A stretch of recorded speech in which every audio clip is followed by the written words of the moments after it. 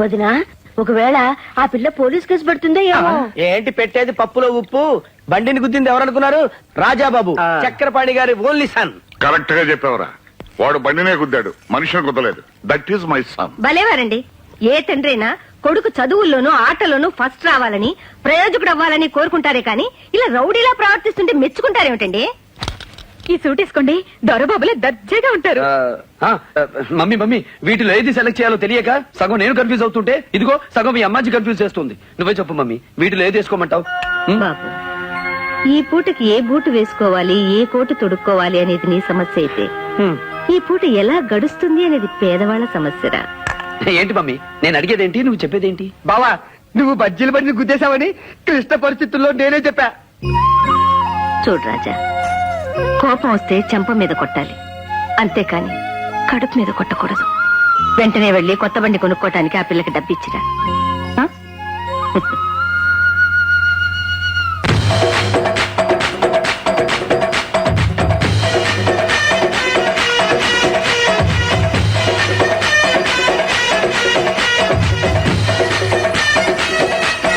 అవునే రాధా, శ్రీరామనవమి నడుపుడు మీ అన్ని కనపడ్డే. ఆడక హౌలాగాడు, నువ్వు ఇస్తా ఉండు, నేను ఈ పానక వరకు ఇచ్చేస్తా.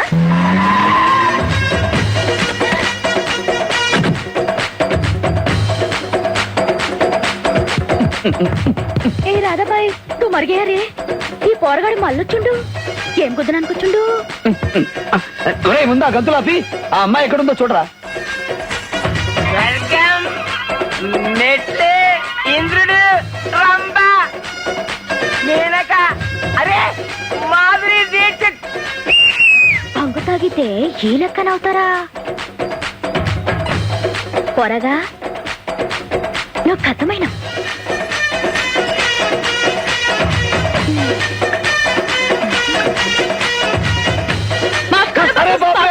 నా ఇజ్జత్ తీద్దు.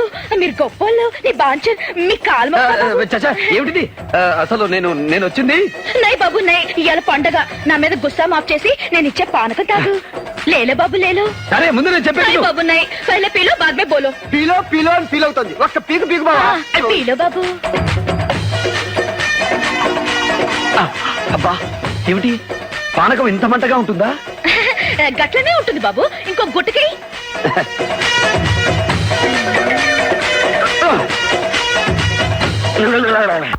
ప్లీజ్ బావా, నా మాట విను. ఎవరన్నా చూస్తే బావద్దు. నువ్వు అసలే ఒట్టి మనిషి కాదు. అబ్బా కొస్తావేంటి? బాబుకు మర్యాదలు ఎక్కువైపోయాయి. ఇప్పుడు నాకెందుకు నమస్కారం? నా చేతులు ఎత్తుకుపోయినాయి, విడదయ్యా. అమ్మో అమ్మో అమ్మో, బాబుకి ఎవరో చేతబడి చేసినట్టు. చేతపడి కదా, గీతపడి కాదు. వాడి కదా వందా నా బొంద ఇంత బంగు కొట్టాడు. బొంగే నా చేతులు ఎత్తుకుపోయినాయి, విడదయ్యా. అరే థ్యాంక్స్ అత్తో. నా చేతులు ఎత్తుకుపోయినాయి. అరే విడిపోయాయి అత్తో. వీడిని తీసుకెళ్లి లోపల ఏమిటండి రోజు రోజుకి వీడు అలవాట్లు వీడును. మీరు అసలేం పట్టించుకోరా? That is my son. Vinayakam, ఎక్కడ మా డాడీ? ఏమోనండి, ఒంటి నిండా రోగాలే. ఏ ట్రీట్మెంట్ లో ఉన్నాడో ఏమో. డాడీ డాడీ, అదిగో ఈ గుంపులోంచి వినపడింది. ఈ బూచలోనే ఆ బూచోడు ఉంటాడు. చూస్తా ఉండండి. అయ్యగారు అయ్యగారు. ఆయన మా అయ్యగారు ముఖం ఇంత అందంగా ఎందుకుంటది. అయ్యగారు ఏమండి? అయ్యగారు అయ్యగారు అయ్యగారు అయ్యగారు ఏమండే? ఇది ఇక్కడ ఉన్నాడు. ఇతను మా డాడీయా? పుట్టి 25 ఏళ్ళయింది. ఇప్పుడు మీకు అనుమానం రాకూడదు బాబు. ఎవరన్నా వింటే బాగుండదు. అంచెతలో పుట్టిన ఎదవా, ఆ పైపు తీసుకుని మొహం కడుగో. మట్టిలో మాణిక్యం లాగా, మురికిలో ముత్యం లాగా, బూడిదలో బొగ్గులాగా ఎంత అందంగా ఉన్నారండి. చనిపోతున్నారు. ఎరా సన్నో, ఇక నేను చదవండి డాడీ. ఇక్కడే ఉండి మన బిజినెస్ అన్ని మీ తరఫు నేను మేనేజ్ చేస్తాను. Very good.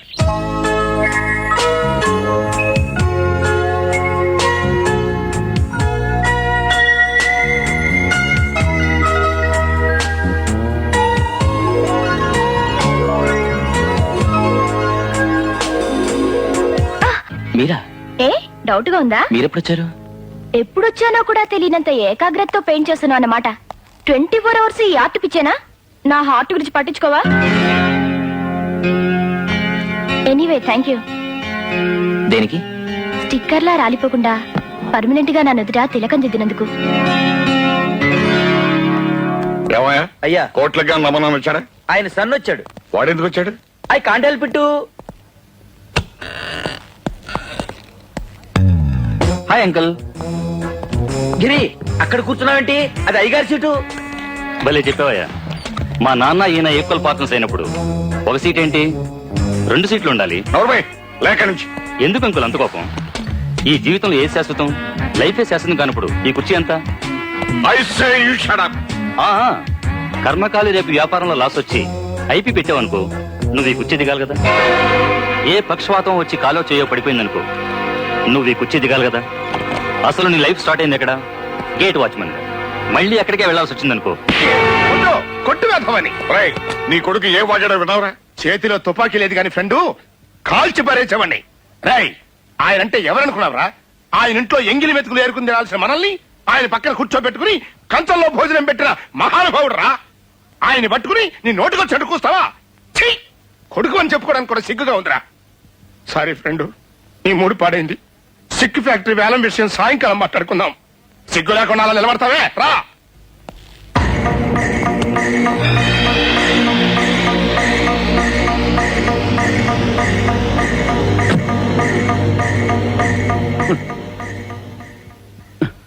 ఇవిగో చాలా లేవు. ఇస్తా. నువ్వు మంచి ఫైరింగ్ మూడ్ లో ఉన్నావు కదా. ఈ ఆవేశంలో ఏ లారినన్నా గుద్దావనుకో, నాకు వారసుడు లేకుండా పోతాడు. వారసుడి మీద ప్రేమ ఉంటే అలా మాట్లాడు.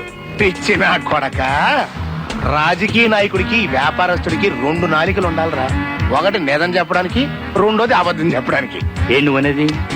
ఎందాక అక్కడ అన్ని కూల్ చేయడం కోసం అబద్ధం చెప్పాను. ఇప్పుడు నా మనసులో ఉన్న మాట చెబుతున్నాను ఇను. రేపు సిక్కు ఫ్యాక్టరీ ఏలంపాటకి ఆడికి అచ్చొచ్చిన కారని 118 వేసుకుని నా ఫ్రెండ్ ఎగేసుకుని వస్తాడు కదా. ఆ కారు నువ్వు లారీతో గుద్దించి ఆడి పేడాలు పోయినాయి అనుకో, ఫ్యాక్టరీ ఏమందవుద్ది? కాలో చెయ్యో ఇరిగిందనుకో, ఎందాక నువ్వు కూర్చున్న కుర్చీ నీ దవుద్ది. కూలయ్యావు కదా, ఇగో తేడాలి.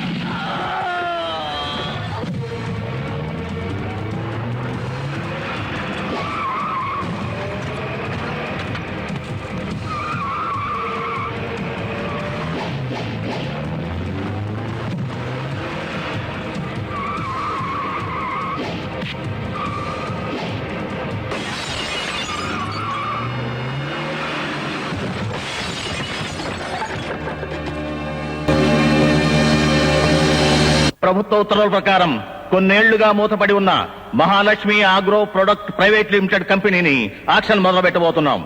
ఎలక్ట్రిసిటీ డిపార్ట్మెంట్ కి, మున్సిపల్ కార్పొరేషన్ కి, కార్మికులకు మేనేజ్మెంట్ బకాయి పడ్డ మొత్తం 1,20,00,000. కాబట్టి ఈ వేలంపాటను 1,20,00,000తో మొదలు పెడుతున్నాం. సర్కారు వారి పాట 1,20,00,000. 1,50,00,000. 1,70,00,000. 2.5 కోట్లు. కోట్లింగం గారి పాట 2.5 కోట్లు ఒకటోసారి. కోట్లింగం గారి పాట 2.5 కోట్లు రెండోసారి. कोई फायदा नहीं ढाई करो కోట్లింగం గారి పాట 2.5. పాట ఆపండి. రా ఫ్రెండ్ రా.